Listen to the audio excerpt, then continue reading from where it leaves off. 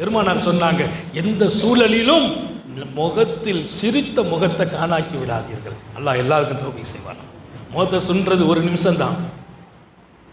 நம்ம வாழ்க்கையாகவே நான் கொண்டு வந்தேன். யார்ட்டையுமே முகத்தை சுன்றது இல்லை. நீங்கள் சிரித்த முகத்திற்கு அல்லாஹ் கொடுக்கிற மதிப்பை சுன்றின முகத்துக்கு அல்லாஹ் கொடுக்கறது இல்லை.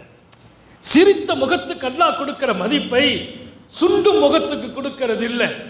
மலர்ச்சியான முகம் பாக்கியம் நிறைந்த முகம் என்றார்கள்.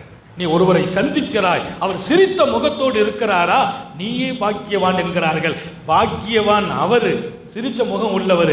அவரை நீ சந்திக்கும் போது உங்களுடைய சிரிச்ச முகத்தை காட்டினார், நீ பாக்கியவான். அன்பர்களே, ஞாபகம் வையுங்கள், நல்ல குணம் நீ வாழ்வதற்கு அவசியம், வளர்வதற்கு அவசியம், உயர்வதற்கு அவசியம், குடும்ப வாழ்க்கை அழகாகுவதற்கு அவசியம், கணவன் மனைவியின் வாழ்க்கை நீடிப்பதற்கு அவசியம், பெற்றோர் பிள்ளைகளின் உறவை பேணுவதற்கு அவசியம், வாடிக்கையாளர்களின் வரவை தக்க வைப்பதற்கும் நல்ல குணம் அவசியம். நல்ல குணம் இல்லை என்றால் லம் யகுல் லகுல் அமல், அவர் எந்த ஒரு காரியத்திலும் நிலைத்து நிற்க முடியாது என்று சொன்னார்கள் முத்தம நபிகள், சர்தாரே ஆலம் சுந்தர நபிகள் ஸல்லல்லாஹு அலைஹி வஸல்லம்.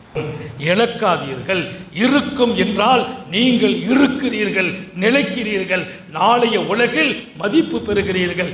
இழப்பீர்களா, நிலையான வாழ்க்கையை கூட இழந்து விடுவீர்கள் என்று உலகத்திற்கு பாடம் படித்து கொடுத்தவர்கள், பேராசிரிய பெருந்தகையாக தன்னை முகவரிப்படுத்திய முஹம்மது ரசூலுல்லாஹ்.